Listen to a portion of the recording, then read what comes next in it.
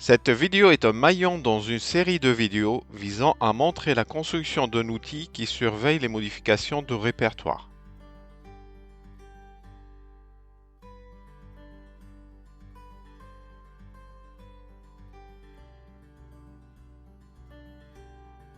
Je suis en cours de construction de la fonctionnalité de lecture du contenu d'un répertoire.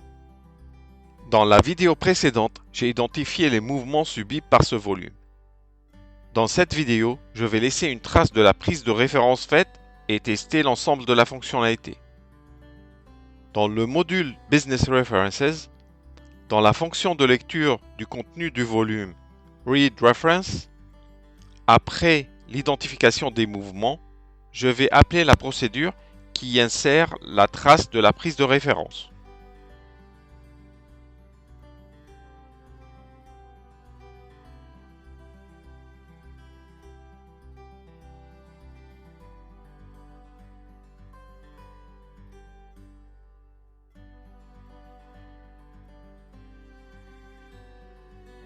Et cette fonction est à créer dans la couche Data. Elle a besoin du volume et de la clé de la référence.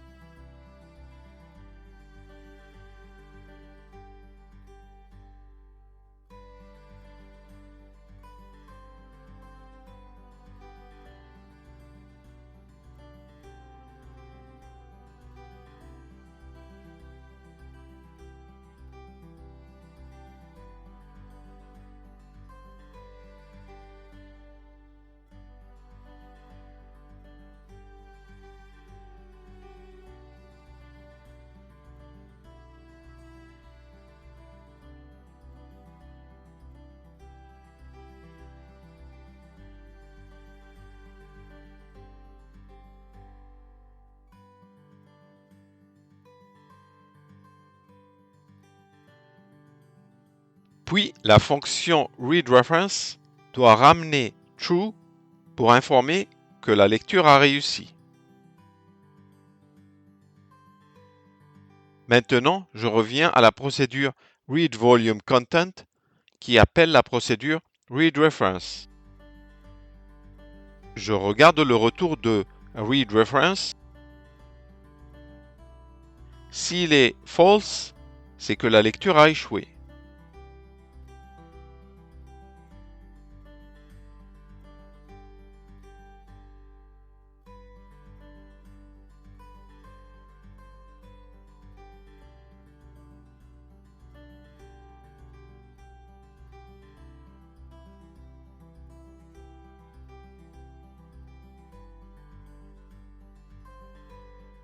Je vais dans ce cas nettoyer la feuille Last Volume car une partie de la lecture a été tracée dedans.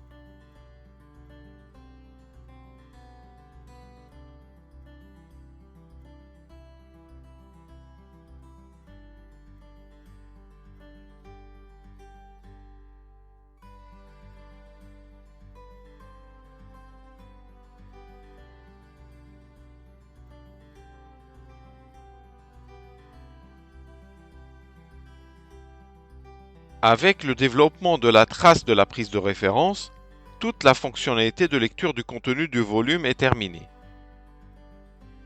Je peux commencer à la tester. Je vais commencer par supprimer les volumes que j'ai déjà déclarés pour les précédents tests, puis déclarer un volume.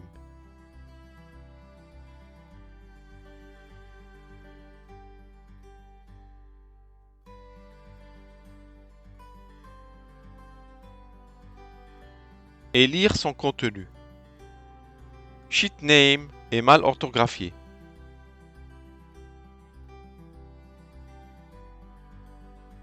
La lecture n'a pas réussi. Il faut faire un debug. Je mets mon point d'arrêt à la lecture du volume.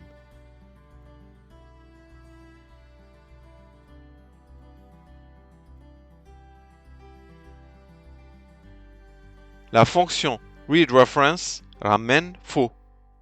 Il faut que je passe en debug à l'intérieur de cette fonction.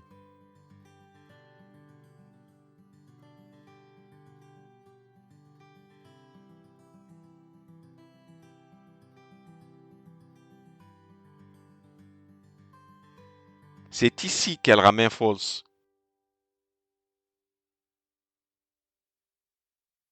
Il fallait utiliser folder exists au lieu de file exists pour tester l'existence d'un répertoire.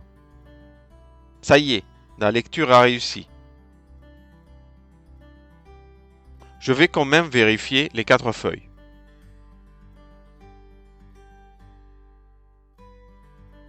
La lecture est bien faite, il n'y a qu'un fichier dans ce répertoire. Je vais cacher les feuilles comme c'était avant les vérifications. Je déclare un nouveau volume contenant plus de fichiers et de sous-répertoires. Et lancer la lecture de ce volume.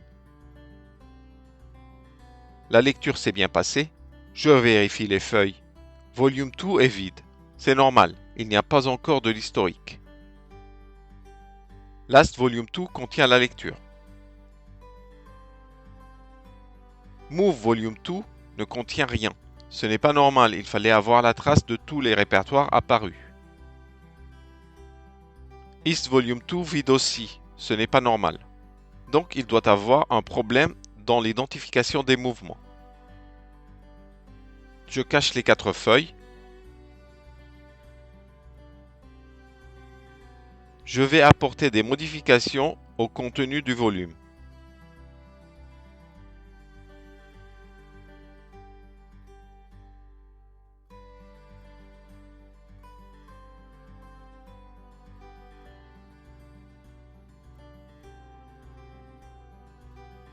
Je vais lancer la lecture.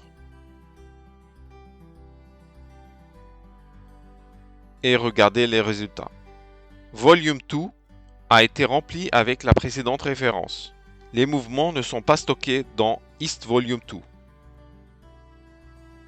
Le contenu du volume a été lu dans Last Volume 2. Move Volume 2 est vide. Je regarde le code. Procédure Read Volume Content. Fonction Read Reference. Je mets mon point d'arrêt sur l'appel à l'identification des mouvements. Je vois qu'il y a un problème avec mon test sur le retour de Read Reference avant cet appel. Donc l'appel à l'identification des mouvements n'est même pas réalisé. Je vais lancer un nouveau test. Un autre problème apparaît dans le nombre d'arguments d'AdoSelect. Je corrige tous les appels de cette fonction. Et je lance de nouveau un test. Dans ma requête SQL, un champ volume n'existe pas dans la table. Je le supprime dans les requêtes. Le volume étant dans le nom de la feuille et non dans le tableau contenu dans la feuille.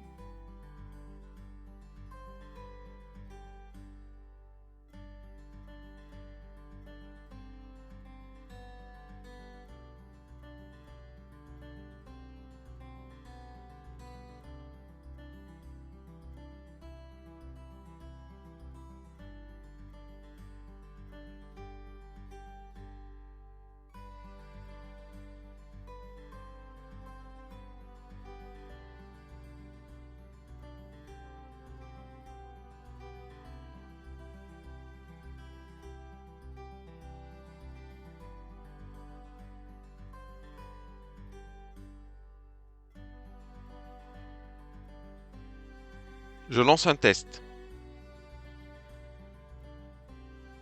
J'affiche le contenu de la requête dans la fenêtre Exécution.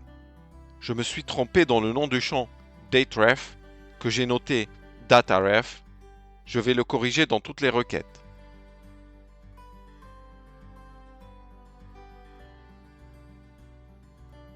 Je lance de nouveau un test. Je vais faire un debug.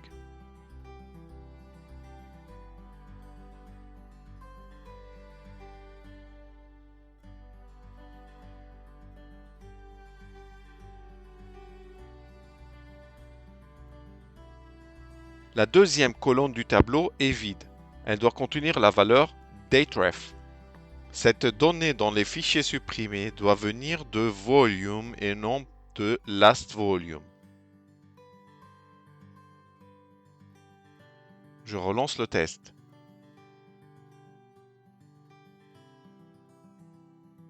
Un champ n'existe pas.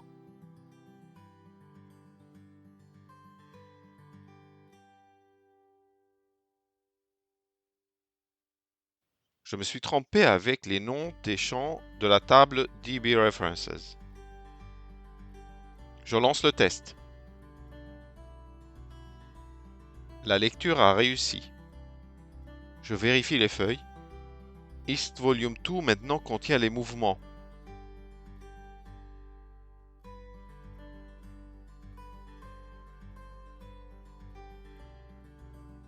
Mais beaucoup plus que ce qu'il faut, comme si tout le contenu est réécrit. Donc problème de la comparaison. Je vais faire un nouveau test. Je vais nettoyer toutes les précédentes lectures dans les feuilles.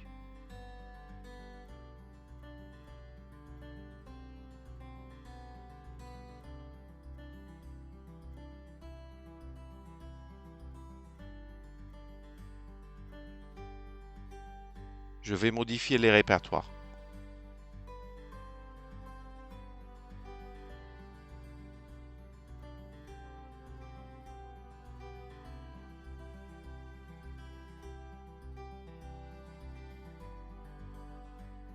Et lancer une lecture.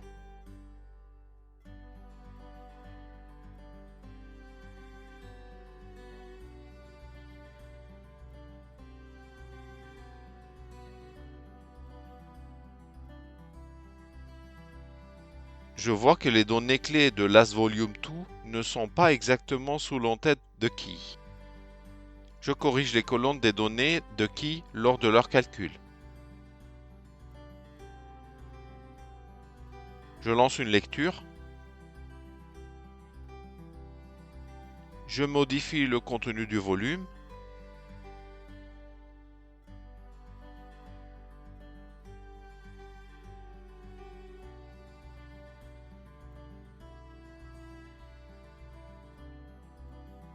Une lecture.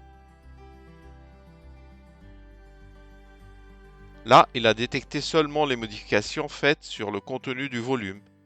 Et on peut voir les modifications sur les dates et les tailles.